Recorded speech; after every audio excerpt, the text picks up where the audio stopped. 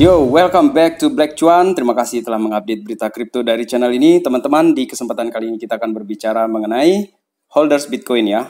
Dan ini berkaitan dengan pergerakan kripto, terutama Bitcoin yang sudah naik ini selama 2-3 hari kebelakangan ini setelah kejadian bank yang kolaps itu ya teman-teman. Jadi tema kita kali ini adalah Bitcoin holders sudah tahu niat Amerika.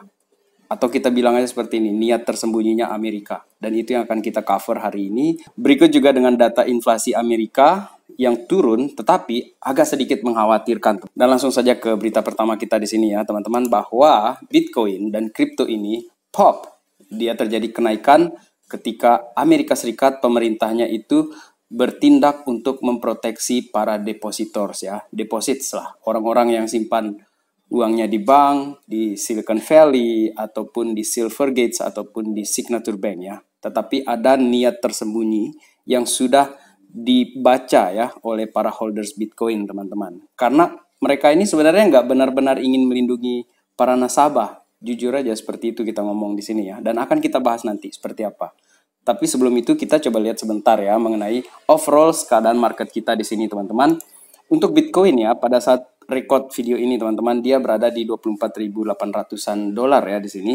Dan ini 2% ya untuk kenaikan secara total market cap Bitcoin dan altcoins. Dan menurut saya di sini kayaknya yang dominan situ bergerak adalah Bitcoin ya. Setidaknya di dalam 10 besar itu dia yang paling besar kenaikannya di sini teman-teman. Kemudian untuk price action Bitcoin di sini teman-teman ya, dia spike lumayan tinggi nih dengan volume yang cukup besar ya selama 2-3 hari ke belakang. Dan kaitannya dengan data inflasi teman-teman, Bitcoin ini memang telah menembus 26.000 ya, 26.300 kalau tidak salah tadi malam itu. Dan sekarang ada koreksi-koreksi orang TP-TP, yaitu normal lah seperti itu teman-teman ya. Dan inflasi ini 6% setelah data yang keluar kemarin itu ya. Dan di sini teman-teman saya ingin menyatakan semacam concerns di sini mengenai data-data tersebut ya. Karena sekalipun inflasi turun, prices are still uncomfortably high. Jadi untuk harga-harga kebutuhan pokok, harga-harga sewa, rumah, rental, segala macam di Amerika ini masih tinggi. Dan inflasi ini meskipun turun, itu orang Amerika ternyata masih tidak senang. Alasannya di sini saya ingin bacakan beberapa data di sini yang saya kutip dari yahoo.com ya teman-teman. Inflasi 6% ya di Februari 2023, kemudian turun ini dari 6,5% sejak Desember itu, dan puncaknya itu dari 9,1% pada Juni tahun lalu teman-teman. Tetapi yang bikin concern di sini harga makanan itu naik 9,5%, harga energi itu melonjak 5,2%, harga bensin ini terjadi penurunan 2% dari tahun lalu, kemudian inflasi inti atau core inflation yang tidak menghitung harga makanan dan energi ini bergejolak naik 5,5% dari tahun ke tahun, dan pada Februari 2023 ini teman-teman. Ini pertanda apa? Menurut saya ya, memang inflasi yang dinyatakan sekarang ini adalah inflasi yang merupakan gambaran umum teman-teman. Karena gejolak harga makanan seperti ini ya, ataupun biaya rental itu kan berfluktuasi. Jadi dilihat dari gambaran umumnya, inflasi ini memang turun. Tetapi dampak dari kenaikan-kenaikan harga yang kita sebutkan tadi itu sepertinya akan mulai berlaku dalam beberapa waktu ke depan. So teman-teman, memang PR beratnya dari The Fed ini untuk menurunkan inflasi sampai 2% atau bahkan di bawah 2% itu masih akan terus harus dia kejar teman-teman. Dan itu juga menjadi semacam referensi untuk kita melihat pergerakan harga ke depannya seperti apa. The Fed akan ambil kesimpulan nanti, terutama nanti di tanggal 22 Maret ini ketika FOMC meeting itu teman-teman ya. Kemudian berkaitan dengan apa yang saya katakan tadi ya, bahwa Bitcoin holders ini sudah tahu niat Mamarika ini teman-teman. Ada niat tersembunyi, niat jelek lah mereka ini untuk membunuh kripto ataupun menghalangi kripto supaya dia tidak berkembang di Amerika. Dan ini saya ambil dari Unusual Whales ya. Karena jaksa Amerika Serikat ini menginvestigasi Signature Banks ini. Karena Signature Banks ini adalah salah satu bank juga ya, dari 3 bank yang bangkrut itu mereka ini bertiga berkaitan dengan kripto teman-teman. Jadi menurut saya di sini memang janggal ya, karena penutupan bank ini atau pengambil alihan bank ini itu dari majalah Bloomberg pun ya, atau artikel dari Bloomberg pun itu belum menentukan apa sih penyebabnya. Dan dari Reuters pun di sini teman-teman ya, dikutip ini dari Reuters oleh Financial Post ya.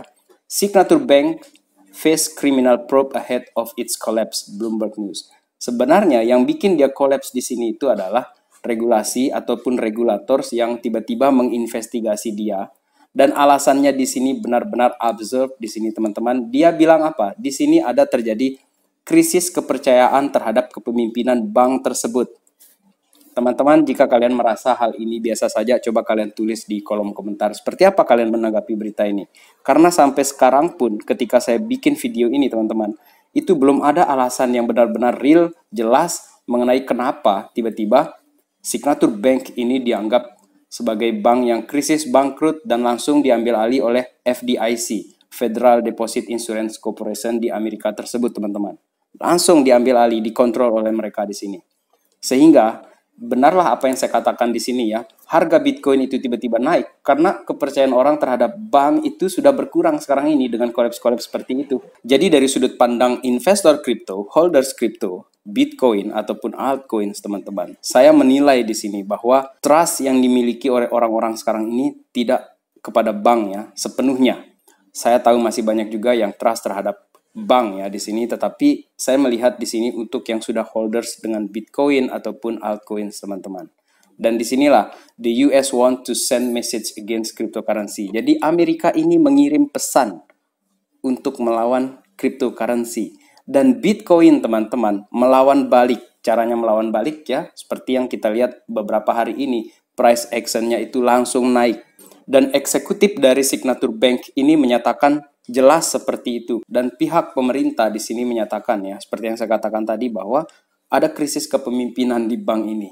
Lucu, asli lucu. Melawak ini mereka ini teman-teman ya. Kemudian di sini saya ingin menyatakan bahwa meskipun dihentikan pintunya, gerbangnya dolar itu untuk masuk ke dalam kripto teman-teman, selalu saja ada cara untuk menemukan bagaimana investor ini bisa memasukkan uangnya ataupun gampang ya bertransaksi di dalam kripto. Karena sekarang ini Coinbase itu membuka transfer untuk local bank ya, bank-bank lokal di Singapura itu atau user yang ada di Singapura itu untuk memasukkan dananya ke Coinbase itu at no cost, tanpa biaya teman-teman. Dan ini merupakan perkembangan yang terbaru dari Coinbase ya. Sepertinya orang Indonesia juga kemungkinan nanti akan mudah sekali memasukkan dananya ke Coinbase apabila hal ini juga diterapkan ke bank-bank lokal yang ada di Indonesia. Dan ini akan membuat Amerika, dolar Amerika akan ketinggalan di belakang menurut saya teman-teman. Jadi tepatlah yang dikatakan oleh Chang Peng Zhao ini, pegging stablecoin itu nggak usah lagi di US dollar deh, kita pakai uang lain seperti Singapura di sini, atau bila perlu nanti peggingnya itu pakai rupiah aja sekalian gitu kan. Tapi semoga saja pemerintah Indonesia dengan banknya ataupun pejabatnya ini bebas dari korupsi ya teman-teman. Karena berita-berita di Twitter kita lihat kan ngeri-ngeri itu, pejabat-pejabat Indonesia banyak yang tersangkut dengan korupsi. Jadi agak takut juga sih sebenarnya kalau Indonesia gitu kan. Dan semoga di kepemimpinan berikutnya itu bisa bagus lah Indonesia ini, yang pengelola-pengelola negara ataupun pengelola keuangannya seperti itu ya teman-teman. Kemudian mengenai USDC teman-teman yang sempat terjadi di PEC itu kemarin ya, dia sekarang ini sudah nyebrang dari Silvergate Bank ya, di situ kemudian dia pindah ke BNY Mellon ya.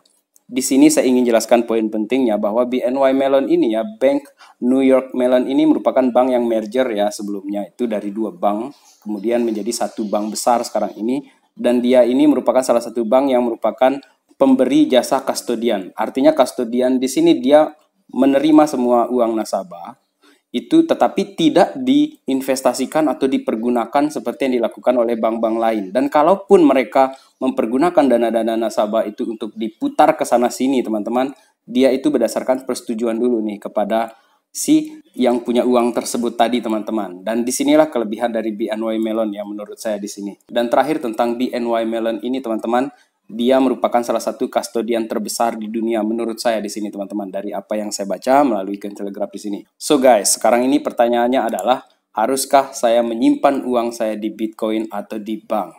Ini kembali lagi kepada diri kita masing-masing ya, kemana kita ingin berinvestasi atau mengamankan aset kita. Tetapi menurut CoinDesk di sini yang saya rangkum teman-teman, bahwa apabila kita simpan uang di bank ya teman-teman, terutama bank yang sedang diincar ini oleh para penguasa, karena Amerika itu kan diam-diam dia melalui regulasinya pelan-pelan dia menyerang bank yang berkaitan dengan kripto teman-teman, dan akhirnya Silvergate diserang terakhir itu ya, dan masih belum ada statement yang jelas kenapa itu mereka lakukan penyitaan segala macam, kemudian pengambil alihan oleh FDIC, itu masih belum jelas teman-teman, dan akan kita tunggu konfirmasi beritanya nanti ya, dan akan saya update di Black Cuan teman-teman. Jadi untuk simpan uang di Bitcoin atau di bank ini kembali lagi ke keputusan kita teman-teman. Untuk Black Cuan sendiri sepertinya bank di Indonesia ini masih bagus lah, masih bisa dipercaya lah teman-teman ya, kecuali mungkin ada terjadi kasus di luar ini, kita tidak tahu lah. Semuanya kan ada resikonya. Tidak ada satupun investasi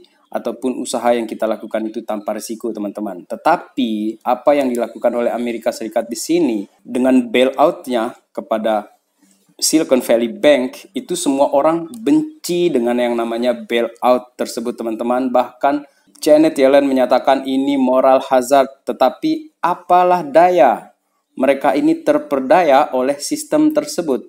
Jadi sistem dari bank inilah yang dikatakan oleh di majalah CoinDesk tadi itu ya, sistemnya yang bermasalah. Jadi bukan uangnya yang bermasalah di sini katanya dia, tetapi sistem dari perbankan tersebut yang mungkin ya dikendarai dengan cara-cara yang meleset-meleset lah seperti itu. Seperti kejadian di Terra Luna ataupun FTX seperti itulah. Jadi bank juga sepertinya mencerminkan hal-hal yang kemungkinan dilakukan oleh FTX ataupun Celsius lah kita bilang seperti itu teman-teman. Dan apa yang terjadi dengan Bitcoin? Karena Bitcoin holder sudah tahu dengan niat dari Amerika ingin menyetop dolar masuk ke dalam kripto sebelum mereka menyelesaikan CBDC-nya mereka teman-teman. Bitcoin ini sudah melawan dengan price action-nya yang saya katakan dari awal tadi, 30% kenaikan semenjak Silicon Valley Bank run on Thursday.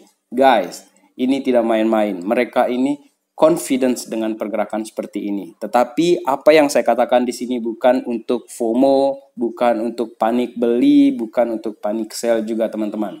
Jadi kalian tetap melakukan riset kalian secara mandiri. Dan terakhir di sini saya ingin menutup video kali ini bahwa memang Bitcoin ini doesn't care. Dia nggak peduli bank ini mau turun.